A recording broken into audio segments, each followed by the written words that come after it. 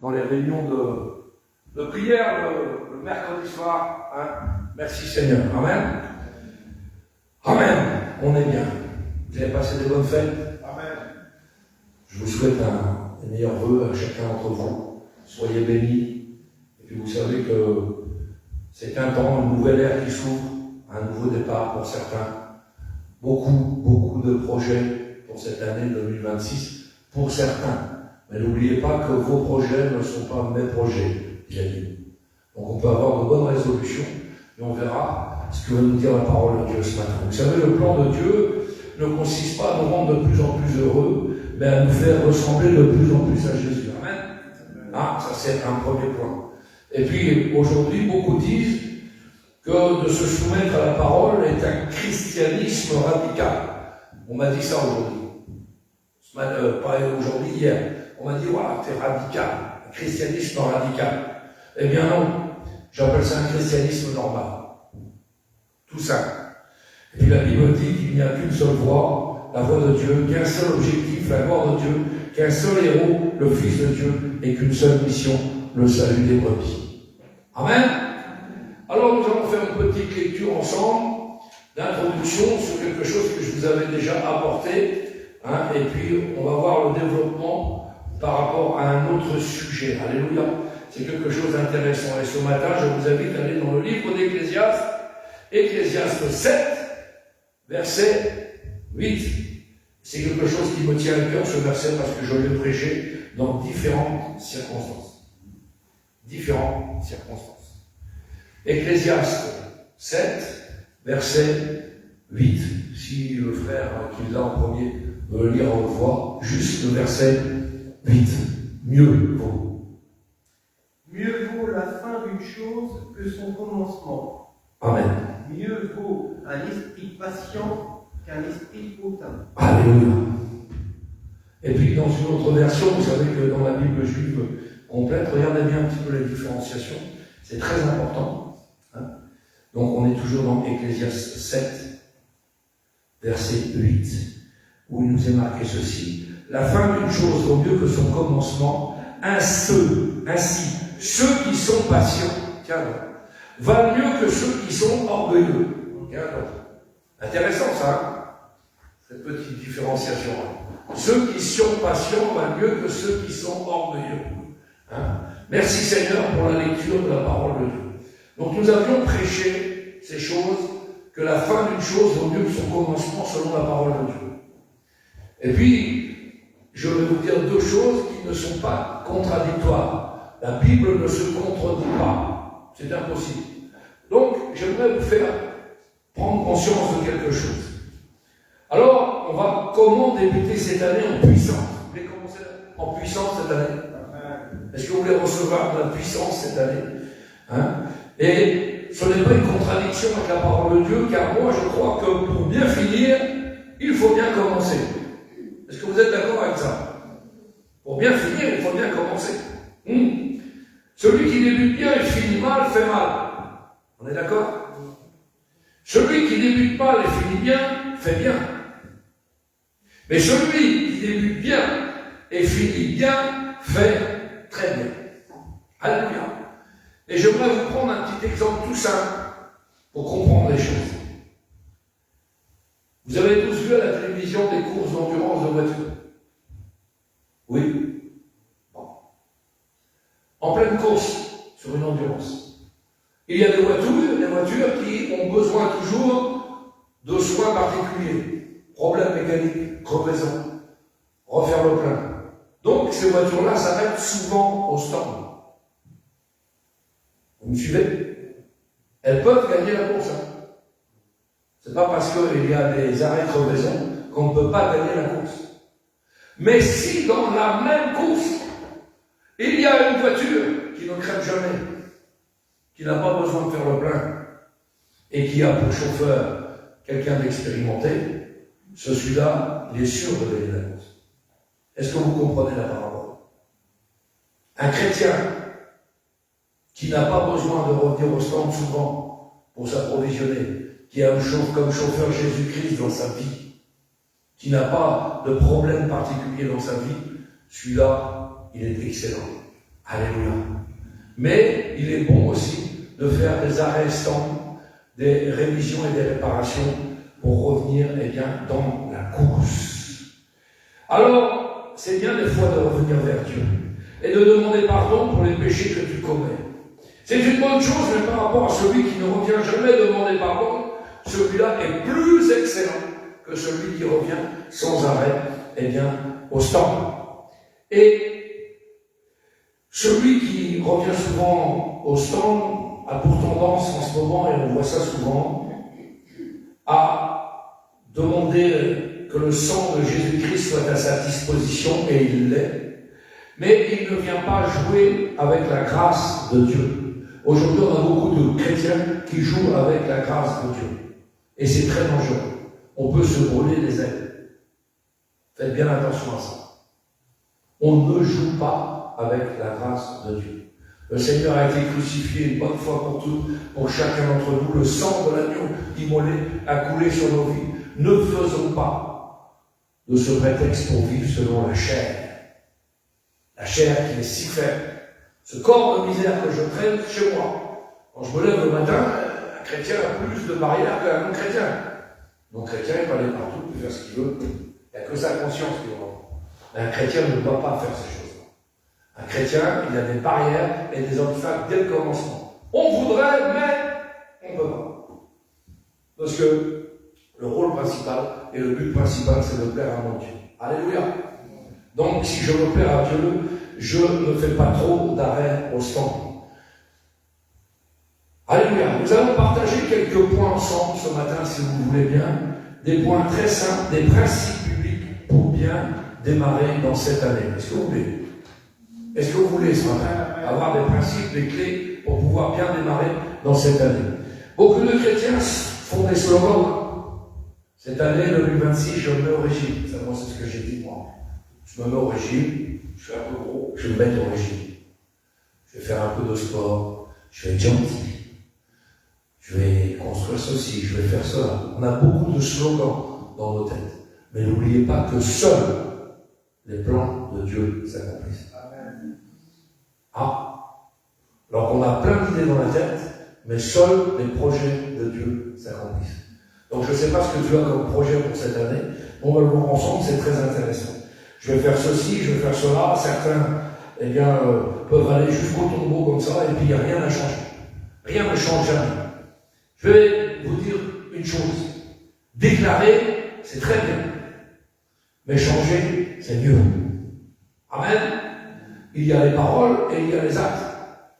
Beaucoup de gens, blablabla, j'arrête ci, je fais ci, promis, je vais cracher, je fais tout ce que vous voulez, il n'y a pas de problème, je prends des bonnes résolutions, et ça ne change pas. Pourquoi? Parce que la chair domine toujours, et donc, comme je vous l'ai dit, les projets en Dieu sont bien différents. Les gens disent bonne année, année de gloire, année de puissance, mais ils ne vivront jamais cela. Ce n'est pas que Dieu n'est pas fidèle, mais c'est parce qu'ils n'ont pas pratiqué les principes qui mènent à la réussite spirituelle. C'est pourquoi il y a des principes qui mènent à la réussite de la vie spirituelle qui sont incontournables. Et nous allons voir quelques principes ce matin. Je préfère que l'on m'enseigne les principes, parce que si nous avons les principes, et nous pouvons devenir des professeurs, alléluia, et nous pouvons témoigner à notre entourage, j'ai réussi parce que j'ai mis ça en pratique.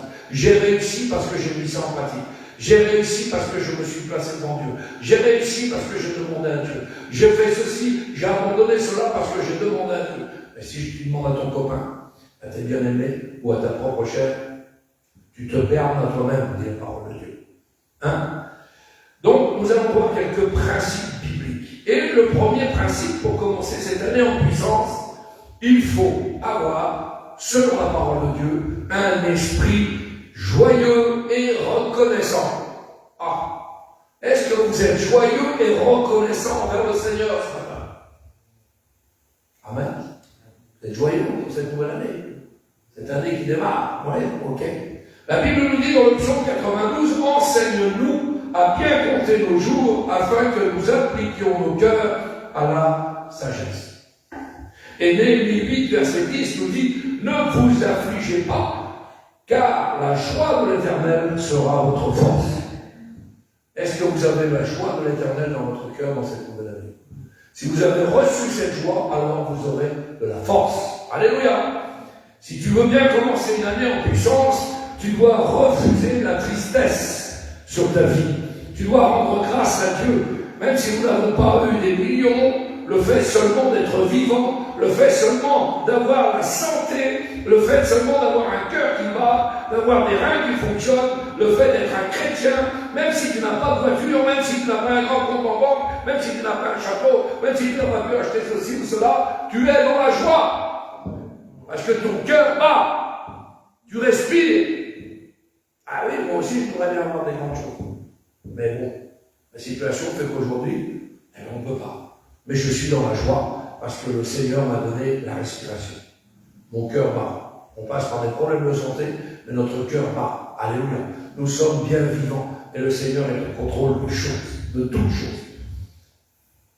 Le fait juste d'être un chrétien, alléluia, sois reconnaissant.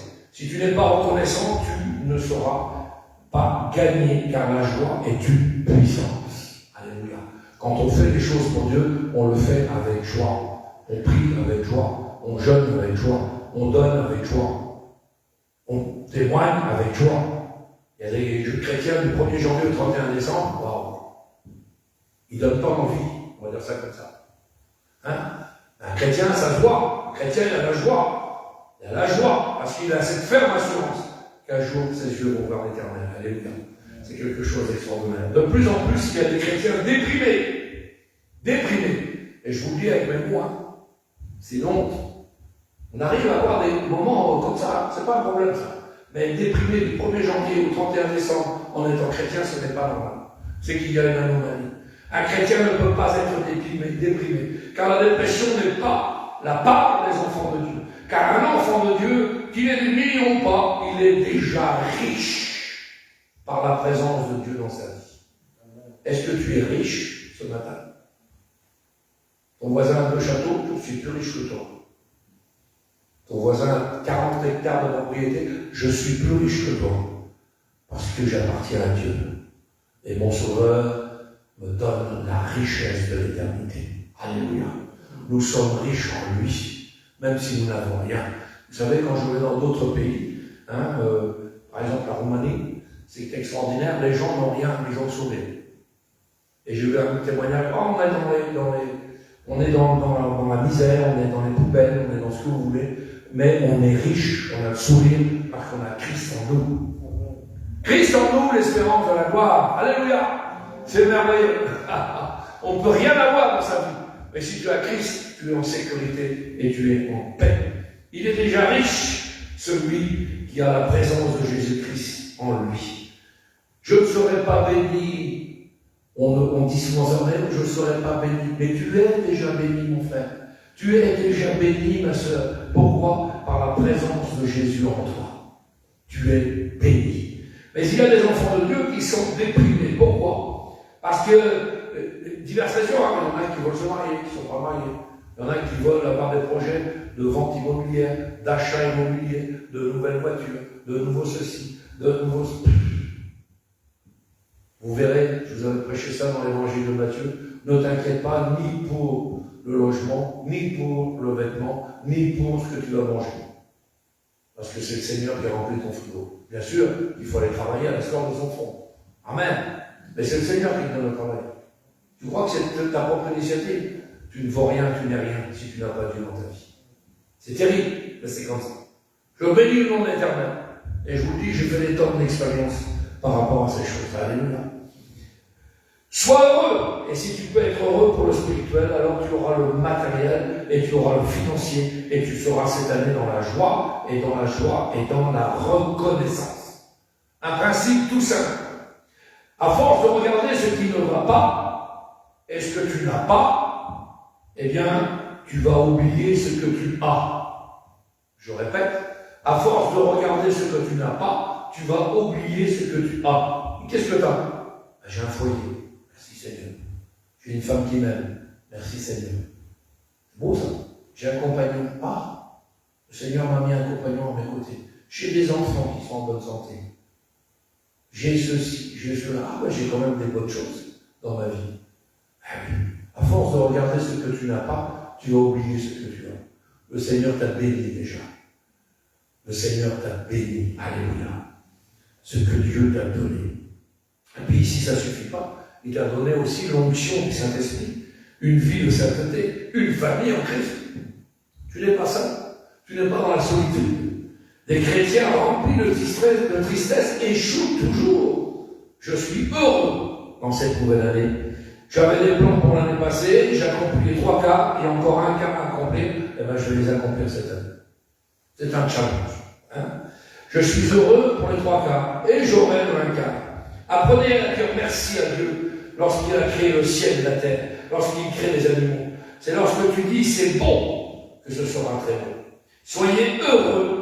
Je n'ai pas tout, j'ai pas tout, c'est vrai. Je pourrais être mieux, mais je n'ai pas tout, mais je suis heureux. Alléluia. Parce que j'ai le Seigneur et j'ai le principal dans ma vie. Vous savez, j'étais un homme qui, vous connaissez mon témoignage, j'avais beaucoup de choses en moi. Plus qu'il n'en fallait. D'accord? Mais j'étais un moins que rien, un nul, un raté, un zéro pour croire que je n'avais pas le Seigneur dans ma vie. Et quand le Seigneur est venu dans ma vie, alors ma vie a été changée. Amen. Ma femme est là pour témoigner. Je suis passé par une période de disette, et quand j'avais 20 € pour les faire des commissions, je pleurais. Alléluia. Parce que le Seigneur avait pourvu pour les 20 €. Merci Seigneur. On ne peut pas comprendre ça quand on n'a pas vécu avec ça. Mais le Seigneur est bon. Alléluia. C'est quelque chose d'extraordinaire. Soyez heureux. Un homme heureux aura tout. Un homme malheureux, eh bien, perdra le peu qu'il a. C'est un principe. Le deuxième principe, c'est qu'il faut avoir la rage de vaincre, la décision de vaincre et la foi de vaincre. C'est-à-dire un feu intérieur. Est-ce que dans cette nouvelle année, tu as un feu intérieur pour ton Dieu? Est-ce que tu vas aller encore plus loin avec le Seigneur? J'aime cette histoire. Dans 1 Samuel 17, versets 48 et 49. Quand David vient et doit aller vers Goliath, ce petit David, celui sur qui personne ne misait. Personne ne misait sur David. Ah, ce petit David, il doit aller vers Goliath. La Bible dit ceci, regardez bien, c'est très intéressant, la parole de Dieu. Aussitôt que le Philistin se mit en mouvement pour marcher au devant de David. Regardez bien ce qu'il est marqué. David courut. Tiens donc. Le Philistin se met en mouvement pour marcher. Le grand Goliath. Il marche. David court. Il marche. David court. Est-ce que tu cours dans le champ de Dieu? Ou est-ce que tu marches? Très important. Goliath bouge, David court. Pourquoi? Parce qu'il était décidé d'en finir. Est-ce que tu es décidé d'en finir avec tes vieilles affaires de l'année dernière? Est-ce que tu as décidé dans ton cœur, résolu de ton cœur, tu dis stop, on arrête tout. Mais ce que vous voulez, fiesta, boisson, alcool, drogue, mais ce que vous voulez, achat, argent, est-ce qu'on arrête tout? On arrête tout. On prend des décisions dans nos cœurs. On acte ça dans nos cœurs. Quand on acte ça dans nos cœurs, c'est quelque chose de formidable. David courut parce qu'il avait décidé d'en finir.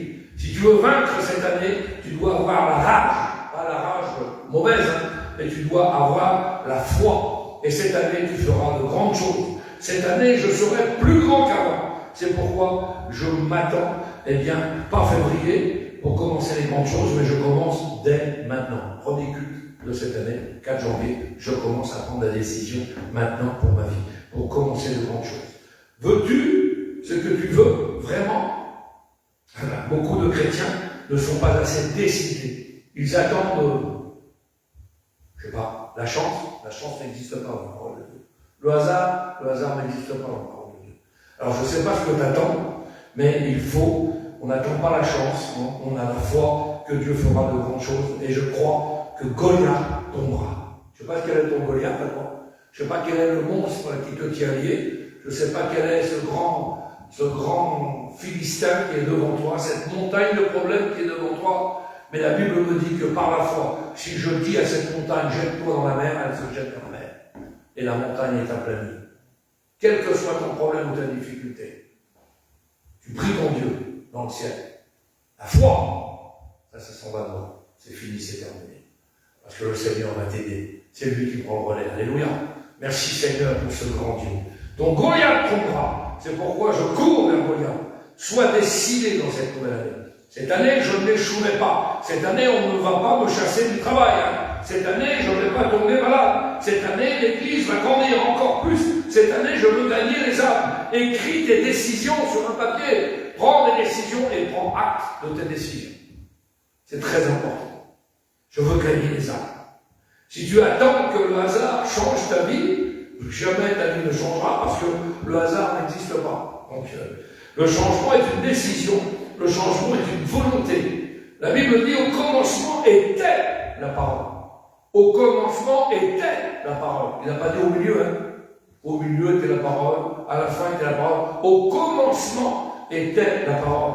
Pas en mars, pas en avril, maintenant.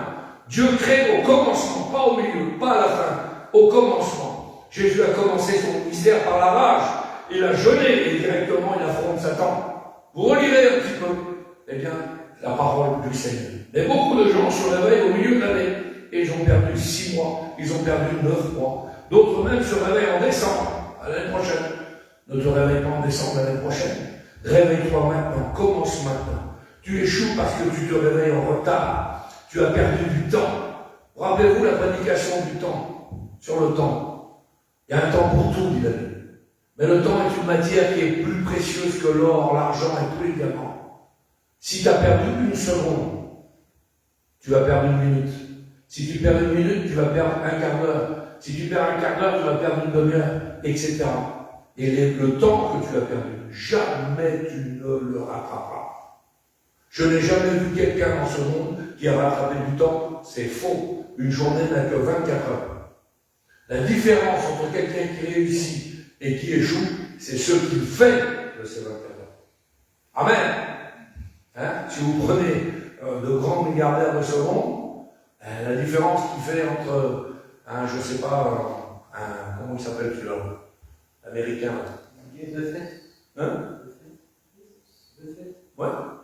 La différence entre quelqu'un qui réussit et quelqu'un qui échoue, c'est quelqu'un qui utilise bien son temps. Combien de temps pour toi? Combien de temps pour Dieu? Il y a 96 quarts d'heure dans une journée. Combien de quarts d'heure pour toi? Combien de quarts d'heure pour le Seigneur? Vous savez, on est des Chinois. Si je fais qu'une sonnette, j'ai une chance sur 1 million de trouver quelque chose. Mais si je fais toute la rue, c'est déjà pas mal. Si je m'acharne dans quelque chose, je vais réussir. Alléluia. Avec le Seigneur, c'est pareil. Le Seigneur fera de toi ce que tu fais de lui. Si tu te consacres davantage au Seigneur, que tu passes plus de temps avec ton Dieu, alors le Seigneur a des projets merveilleux pour toi. C'est quelque chose de merveilleux. Alléluia. Le temps. Troisième principe, il faut tirer des leçons des succès, des échecs de l'année passée. Chaque fin d'année, on fait un bilan. Chaque magasin, chaque commerce, chaque société, en fin d'année, ils font un bilan. Alors, qu'est-ce que j'ai vendu, qu'est-ce que j'ai pas vendu, qu'est-ce qui me reste dans les... Tu peux faire le bilan avec ton Dieu. Qu'est-ce qui a marché l'année dernière? Combien de bénédictions j'ai reçues? Qu'est-ce qui a fonctionné? Est-ce que ce que j'ai demandé au Seigneur, ça a fonctionné? Est-ce qu'il me reste encore des choses en réserve? Du stock de réserve, de prière, de consécration, de mise à part? Est-ce qu'il me reste encore des choses? Et est-ce que j'ai encore des choses à remporter? Tu dois avoir le livre de chronique de ta vie. Amen. Le livre de chronique était utilisé pour relire l'histoire afin d'en tirer des leçons. Tu as échoué l'année passée et tu sais pourquoi et tu sais ce que tu ne dois pas recommencer. Si tu ne tires pas des leçons, tu échoueras encore. Il y a des gens qui s'entêtent. Lundi, j'ai fait ça. J'ai échoué. Bon, je recommence mardi. J'ai échoué encore. Je recommence mercredi. J'ai échoué. Alors, il faut beaucoup d'échecs pour que tu comprennes les choses. Voilà. Compliqué, hein? T'as la tête dure un peu, non? Alors, recommence le jeudi. Je vais échouer encore. Le vendredi, j'échoue encore. Un échec, bien aimé, il faut l'analyser, il faut disséquer et il faut recommencer la même erreur. Et aujourd'hui, l'être humain recommence toujours la même erreur. C'est quelque chose de terrible. Tirer des leçons, non seulement des mauvaises choses, mais aussi des bonnes choses. Tu as déjà reçu des bonnes choses l'année passée, tu dois les refaire encore. L'année passée, tu étais un homme de prière, une femme de prière, continue à prier. L'année passée, tu t'es donné à Dieu comme jamais, continue à te donner à Dieu comme jamais. Continue à donner comme l'année passée. Tu as jeûné beaucoup, et bien jeûne encore davantage cette année. On ne change pas une équipe qui gagne. Amen. Est-ce que vous voulez faire partie de cette équipe qui gagne? Eh bien oui, on veut encore davantage pour le Seigneur. Tu dois refaire les bonnes choses de l'année passée. Tu ne dois pas abandonner les mauvaises choses de l'année passée. Tu dois lire le livre de chronique de ta vie. Regardez bien ce que dit Esdras 4, verset 15. Il dit que l'on fasse des recherches dans le livre des mémoires des pères. Hein? Et tu trouveras et tu verras le livre des mémoires. Tu dois aussi avoir une mémoire. Un chrétien a une mémoire. Un peuple qui oublie son passé revit son histoire. Un peuple qui revit son passé, eh bien, revit son histoire. Un homme qui oublie son passé revit toujours la même chose. C'est toujours la même chose. Toujours à recommencer. Tu dois tirer des leçons de l'année passée. Tu dois faire un bilan de l'année passée. S'il est positif ou négatif et pourquoi. Voici la réponse. Souvent les chrétiens accusent le diable et c'est des bons. Pas de problème. Mais sache que ton pire ennemi n'est pas le diable, c'est toi-même. Tu auras pour ennemi premièrement ta chair. La chair a des désirs contraires à l'esprit. Ah, je vais prendre des résolutions. Et sur la route de la résolution, j'ai rencontré un copain. Oh, t'es nul. Ah, ça change. Ah ben, drogue, un coup à faire. Mettez ce que vous voulez.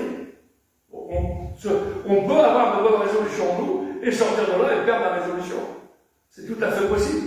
Fonction des gens que l'on fréquente. La Bible dit que les mauvaises compagnies corrompent les bonnes mœurs. Il faut faire attention à ces choses-là. Très attention. C'est quelque chose de terrible. Le diable a été vaincu. Alléluia. Mais notre chair refuse d'être crucifiée. Elle refuse. L'année passée, tu as perdu des relations parce que tu as été orgueilleux. Cette année, sois humble. Il faut que je tire les leçons à chaque fois. L'année passée, tu as perdu le travail parce que tu as été paresseux. Eh bien, cette année, tu dois changer. Tirer des leçons et changer. Même si le diable te touche, c'est que tu as ouvert une porte. C'est quelque chose de terrible. Tu es responsable. Il faut avoir une vision très claire pour cette année. Une vision très claire pour cette année. Quatrième principe. Donc, il faut avoir une vision claire. Ne faites pas ces choses. Cette année, c'est l'année de percer. Percer en quoi? C'est vague, hein? Beaucoup trop disent cette année que la volonté de Dieu soit faite pour ma vie. Ça, c'est la phrase toute faite. Que la volonté de Dieu soit faite pour ma vie. Ah bon? Donc, tu es ballotté comme les flots de la mer, le Seigneur fait ce que tu veux de toi. C'est comme ça que tu crois que tu vas réussir. Non, non, non. La volonté de Dieu est multiple. Donc, je ne sais pas ce que tu veux que le Seigneur fasse pour toi. Ça peut être compliqué si tu restes sur ça. Nous devons, bien-aimés du Seigneur, être précis dans nos demandes. Tu dois avoir une vision claire cette année. Seigneur, je veux te rencontrer davantage.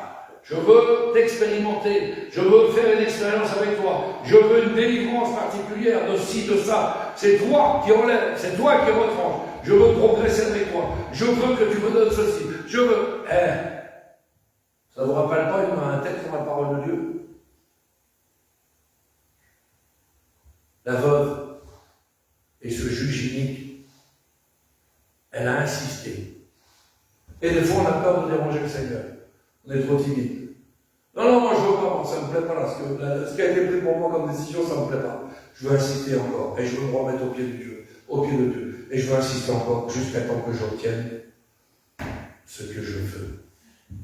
La Bible dit, je l'ai dit tout à l'heure, et je l'ai dit encore toute la semaine, numéro de téléphone du Seigneur, Jérémie 33. Invoque-moi et je te répondrai. Il y en a qui cherchent le numéro, moi je l'ai. Jérémie 33:3. Invoque-moi et je te répondrai. C'est une promesse de Dieu. Celui qui a créé l'oreille vous entend. Celui qui a créé l'œil vous voit. Celui qui a créé la main, son bras n'est pas trop court pour bénir, mes amis. Alléluia. Donc nous avons un Dieu qui est avec nous, qui nous connaît parfaitement. Mais ce qu'il veut, c'est juste que tu l'invoques. Ce qu'il veut, c'est juste ta part à toi. Ce qu'il veut, c'est que tu aies un cœur disposé. Ce qu'il veut, c'est que tu lui demandes. Demandez, et on vous répondra. Tu tapes à la porte de ton cœur ce matin. Alléluia. Est-ce que tu vas le laisser rentrer? La porte du cœur, c'est simple. La poignée, elle est à l'intérieur. Elle n'est pas à l'extérieur. On n'a pas un Dieu qui prend les gens par force. Si toi, tu décides d'ouvrir la porte, alors le Seigneur va faire demeure en toi. Mais si tu ne veux pas ouvrir, il respecte ta volonté puisqu'il nous a créés avec un libre arbitre. Alléluia. C'est par amour qu'il fait ça. Parce que si nous avions un Dieu qui nous prenait de force, clac, je prends possession de la personne, c'est bon, c'est terminé, il le fait, non. Satan fait ça, pas le Seigneur. Le Seigneur est toujours doux, agréable. Il est doux, mon joug. Il est là, il te parle ce matin, et il tape à la porte de ton cœur. Tu veux que je rentre chez toi? Tu veux que je fasse le ménage chez toi? Tu veux que je te donne des bonnes résolutions pour cette année? Tu veux que je t'enlève ça? Tu veux que je... Mais demande-le-moi. Demande-le-moi. Invoque-le, et il te répondra. Alléluia. C'est cette vision claire qu'il nous faut avoir. Le Seigneur dit ce matin, que veux-tu? Que veux-tu que je te fasse? Rappelez-vous de cette lecture dans Luc 18, verset 41. Que veux-tu que je te fasse? Je veux voir, dit l'aveugle. Je veux voir. Ah bon. Vision claire. La femme malade, rappelez-vous. J'irai, je toucherai, je serai guéri. Quelle volonté? J'irai, je toucherai et je serai guéri. Et il y en a qui voient passer Jésus devant chez eux. À travers un frère, une sœur, à travers une prédication, il le voit passer. C'est bien. Et ta situation n'a pas besoin du Seigneur. Tu te dis pas, je vais aller, j'irai, je toucherai le bord du vêtement de Jésus. Cette femme a eu cette ferme intention dans son cœur. Et qu'est-ce qui s'est passé? Jésus s'arrêta. Jésus s'arrête sur ton problème ce matin. Il connaît ta vie. Si tu veux l'arrêter, arrête-le, t'as le droit de crier vers lui. Alléluia. La femme malade, j'irai, je toucherai, je serai guéri. Pas son pied, pas sa tête, son vêtement, et je serai guéri. C'est une vision claire. C'est pas, je vais toucher au hasard. Pas toucher, non, je vais toucher le bord de son vêtement. Est-ce que tu veux toucher le bord du vêtement de Jésus ce matin? Tu es au bon endroit. Alléluia. Quelle est ta vision pour cette nouvelle année? Sans vision, tu vas tourner en rond. Sans vision, tu vas pas percer. Sans vision, tu ne vivras jamais la puissance de Dieu. Quelle est ta vision 2026? Attention à ne pas déclarer des choses et à ne rien dire. Ça, c'est une complication. Nous sommes ici, c'est la foi. Mais dans la foi, il doit y avoir un projet pour ta vie. Le cinquième principe, nous avons étudié ça l'autre jour sur les ministères et sur la vie chrétienne, avec ce texte merveilleux. Il faut être réellement libre. Amen. Christ vous a affranchi. Alléluia. Nous avons été affranchis par Christ pour ne pas de nouveau retomber sous le joug des hommes. Ça veut dire ce que ça veut dire. Il y a des chrétiens qui ont été affranchis par Christ, le sang de Jésus a coulé sur leur vie, et ils retombent dans un système où ils ne sont pas libres. Comment ça? Une image.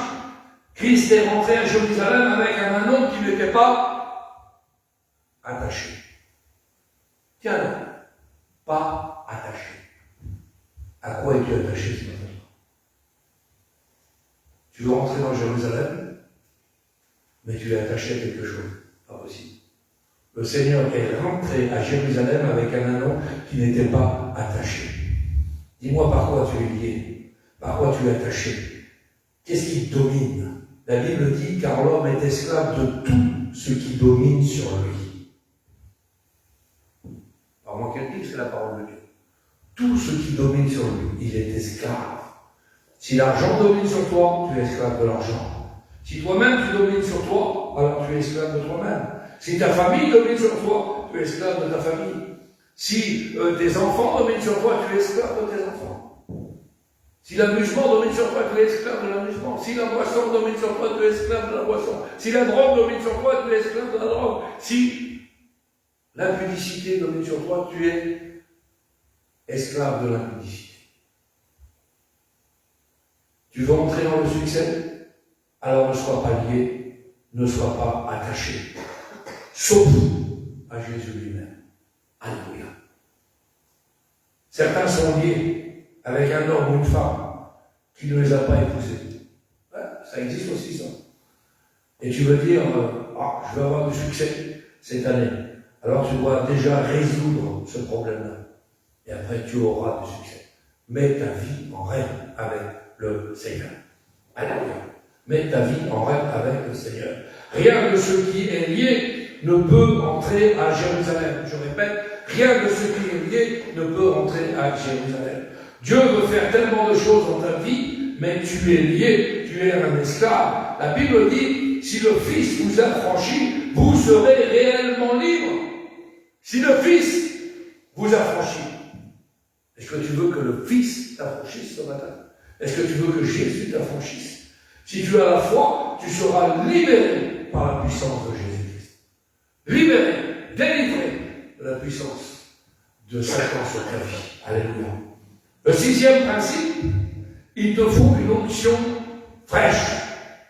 Une huile fraîche.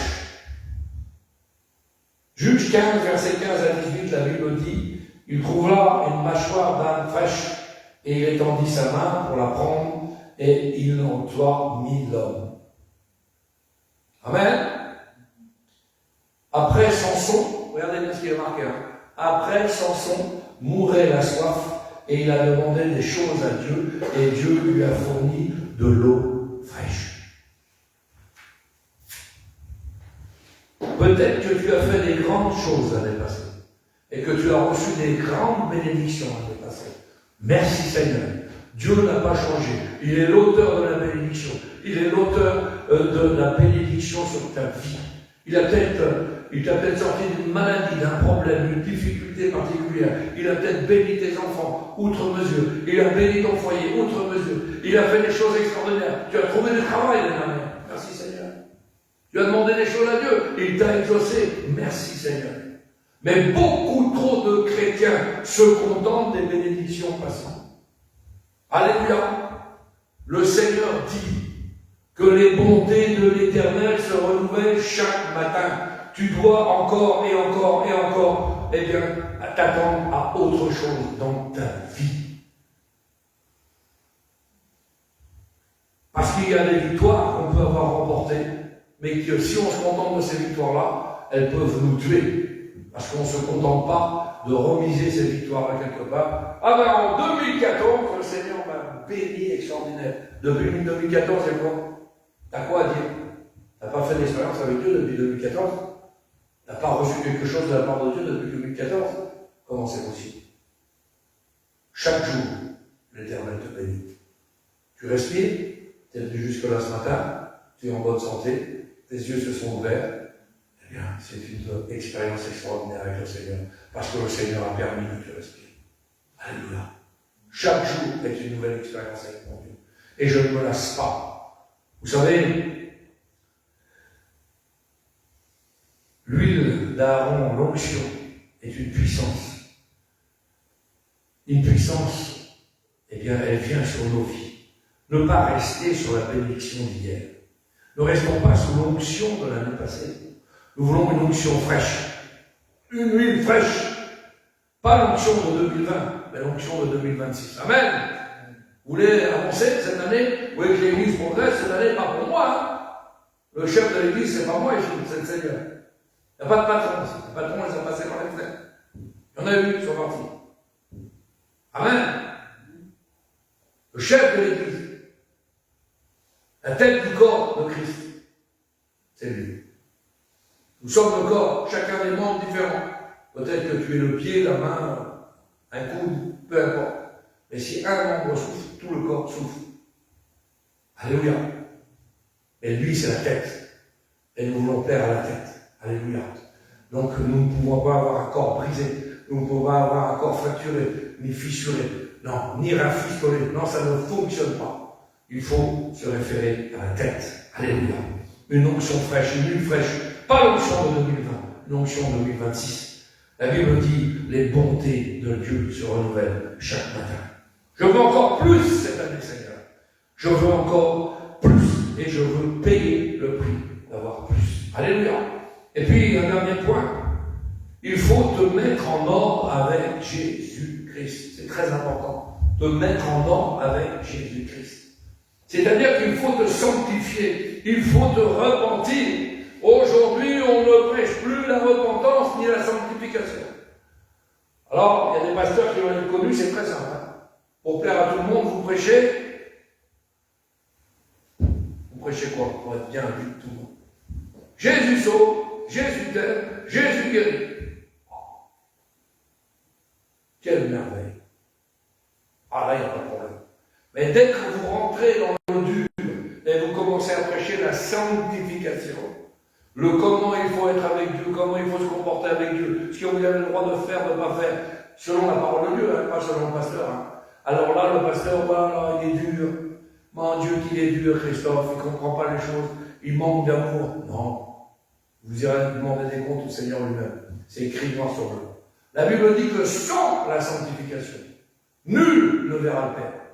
Tiens donc.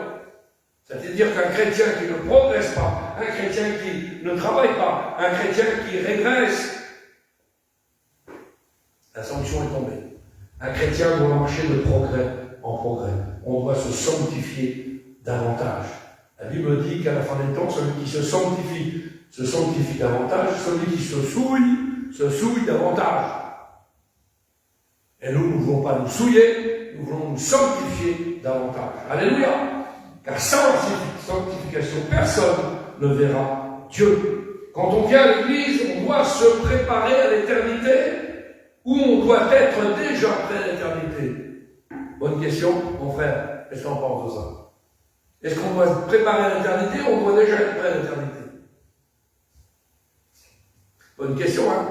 La Bible dit quelque chose d'extraordinaire. Le texte littéral, c'est, quand on lit la version 10 secondes, prépare-toi à la rencontre de ton Dieu. Le texte littéral, Bible juive complète, sois prêt. Pas pareil. Pas pareil. Il me semblerait que dans un cas, on a le temps encore d'aller faire nos valises, de revenir avec nos valises et d'attendre sur le quai de la gare. Et dans l'autre cas, on est déjà avec nos valises sur le quai de la gare. Ça fait toute une différence. Le texte littéral, c'est sois prêt à la rencontre de ton Dieu. Est-ce que tu es prêt? Le Seigneur l'a dit tout de suite. Tu es prêt à la rencontre de ton Dieu? Il ne va rien trouver dans ton cœur? Très important. J'avais prêché ça. On m'avait dit, ah là là là là, es-tu sauvé? Pas le droit de juger. C'est marqué. Es-tu sauvé? Es-tu sauvé? Si on est prêt, alors gloire à Dieu. On a nos bagages, on est prêt, on est sanctifié, et puis on est sauvé. Alléluia. On proclame que l'on est sauvé. Alléluia. Soyons en communion avec Dieu et marchons dans la crainte de Dieu et dans la sainteté. La crainte de Dieu, c'est pas la crainte du Père qui va vous voler quand vous allez rentrer. C'est pas cette mot-là. C'est pas ce mot-là du tout. Romanès, c'est Idar et Lévesque. La sainte crainte de Dieu. Pas pareil. Un respect. Je me tiens au oh là. Je ne veux pas déplaire à mon Dieu. Donc j'ai cette sainte crainte. On le fait par respect. C'est pas la crainte de je vais le faire quand même, et puis après, non, ça ne marche pas comme ça. La sainte crainte de Dieu. Hein? Et puis, on va finir avec un verset merveilleux. Matthieu 12, verset 33. Pour avoir de bons fruits, vous devez avoir un bon arbre. Et si vous avez un arbre malade, eh bien vous aurez de mauvais fruits, car on reconnaît un arbre à ses fruits. Amen. Est-ce que tu portes du fruit? Alors, il y a des chrétiens, ça peut être des pommiers, et puis c'est des poires qui poussent dessus. Il y a un problème, non? Il y a une anomalie. Et d'autres, c'est des poiriers, puis les pommes poussent. où les autres sont secs, il n'y a aucun fruit. Si tu veux nous faire la lecture, celui qui veut nous faire la lecture dans Matthieu 12, verset 33, sentez-vous libre. Pas tous en même temps. Vous dites que l'arbre est bon et que son fruit est bon. Vous dites que l'arbre est mauvais et que son fruit est mauvais. Car on connaît l'arbre par le fruit. Amen. Bien aimé, un chrétien, ça se voit. Un chrétien, ça se voit. Ça porte du fruit. Si demain, je vais proposer quoi que ce soit de malhonnête à mon frère qui s'empresse de dire « Ouais, je prends », vous allez voir le fruit qui part. Mais si quelqu'un vous dit « Non, ça c'est pas possible », vous allez voir aussi le fruit qui part. Amen. On reconnaît un arbre à ses fruits.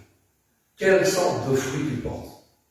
Et puis vous savez, il y a une autre parabole qui nous intéresse par rapport aux fruits. Et je vais terminer avec ça. On va aller dans l'évangile de Marc, si vous voulez bien.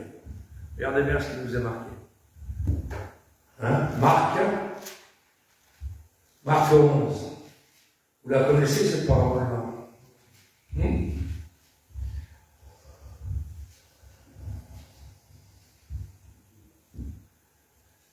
Le lendemain, après qu'ils furent sortis de Béthanie, Jésus eut faim. Apercevant de loin un figuier qui avait des feuilles, il alla voir s'il trouverait quelque chose. Et s'en étant approché, il ne trouva que des feuilles, car ce n'était pas la saison des figues. Prenant alors la parole, il lui dit que jamais personne ne mange ton fruit, et ses disciples l'entendirent. Ils arrivèrent à Jérusalem, et Jésus entra dans le temple. Il se mit à chasser ceux qui vendaient et qui achetaient dans le temple. Il renversa les tables des changeurs et les sièges des vendeurs de pigeons. Il ne laissa personne transporter aucun objet à travers le temple. Il enseignait et disait, n'est-il pas écrit, ma maison sera appelée une maison de prière pour toutes les nations? Mais vous en avez fait une caverne de voleurs. Les principaux sacrificateurs et les scribes ayant entendu cherchèrent un moyen de le faire périr car ils craignaient, parce que toute la foule était frappée de sa doctrine. Quand le soir fut venu, Jésus sortit de la ville. Et je vais aller jusqu'au verset 23 qui nous concerne.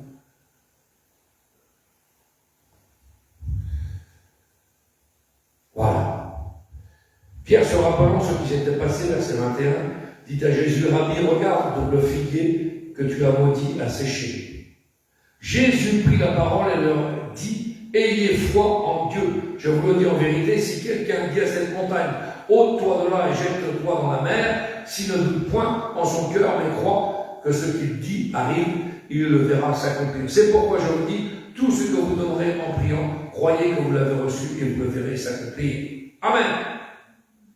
Là, on parle du figuier qui est maudit par Jésus. Alors, on peut être un arbre dans la maison du Seigneur. On peut être un arbre planté dans la maison du Seigneur. Mais si on ne fait pas la volonté de Dieu, il y a beaucoup de chrétiens aujourd'hui qui ont l'apparence du figuier. On voit que les feuilles. Merveilleux. Quand on voit rentrer quelqu'un dans cette église-là, on dit « Oh, quel chrétien formidable !» Les feuilles. L'apparence de la piété. Et la Bible dit, ils ont l'apparence de la piété, mais ils en renient ceux qui ont fait la force. Faisons bien attention. Un arbre qui ne porte pas de fruits est un arbre qui est bon à retrancher. C'est terrible, hein? C'est quelque chose d'extraordinaire, mais en vrai, malheureusement. Il y a beaucoup de chrétiens aujourd'hui qui... Voilà, c'était une expression du monde, comment c'était cette expression du monde? On leur donnerait le bon Dieu sans confession, c'est ça, non? On leur donnerait le bon Dieu sans confession. Ça, c'est très breton, ça. J'ai entendu ici quand je suis arrivé les premières fois. Oui, c'est quelque chose d'extraordinaire. Ah, merveilleux. Et quand on gratte un peu le vernis spirituel, on s'aperçoit qu'il n'y a rien derrière. C'est que de l'apparence. Il y a beaucoup de gens qui ont de l'apparence. J'ai prêché sur ça. L'apparence. Vous savez, il y a un proverbe du monde que j'aime bien qui dit que l'apparence n'appartient qu'à ceux qui la regardent. Faire marcher un petit peu les esprits. L'apparence n'appartient qu'à ceux qui la regardent.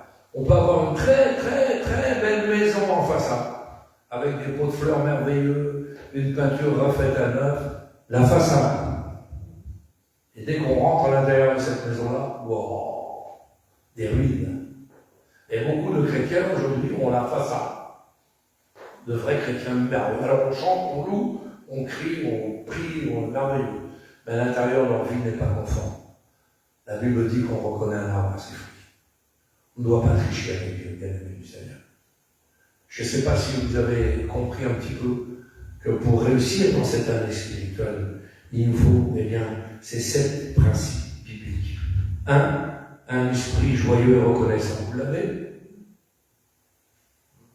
Amen. Ma soeur, un esprit joyeux et reconnaissant. Est-ce que tu l'as, ma Gertrude? Amen. La rage de vaincre et la foi de vaincre. Alléluia. C'est merveilleux. Tirer des leçons des succès et des échecs de l'année passée. Faire un bilan. Alors moi qui vous parle, je fais des bilans. Puis des fois, j'ai honte. Je dis, je suis passé à côté de ça, j'ai loupé ça, j'ai pas discerné ça, j'ai pas vu le piège, j'ai pas vu ceci, j'ai pas vu cela. Ça m'arrive, ça nous arrive à chacun.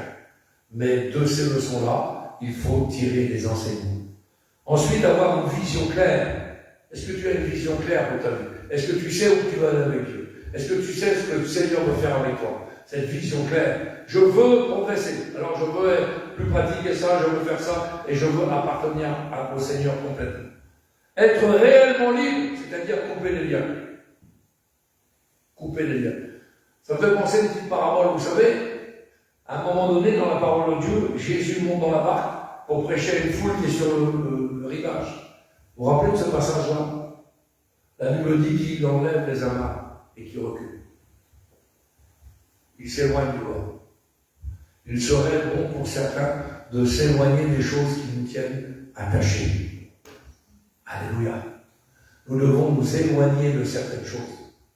Et je sais que c'est pas facile, mais il faut le faire. Alléluia. Et ensuite, il faut avoir une onction fraîche, c'est-à-dire ne pas vivre sur les bénédictions du passé. Merveille, tu as été béni en 2025, eh bien tu ne seras plus en 2026. Parce que tu vas demander autre chose pour ta vie. Maman Émilie, pareil. Chacun d'entre nous, pareil. Nos bien-aimés, pareil. On veut encore plus dans cette année. Et puis ensuite, un point très important, il faut être en ordre avec Jésus-Christ. C'est la base. Si nous ne sommes pas en ordre, nous ne pouvons pas obtenir de bénédiction. Alléluia. On prie le Seigneur. Seigneur, nous voulons te bénir, te rendre grâce, te dire merci pour ces textes partagés. Merci pour ces points de principes bibliques, Seigneur, pour pouvoir progresser dans cette nouvelle année. Tu es l'alpha et l'oméga de ma vie. Tu es celui qui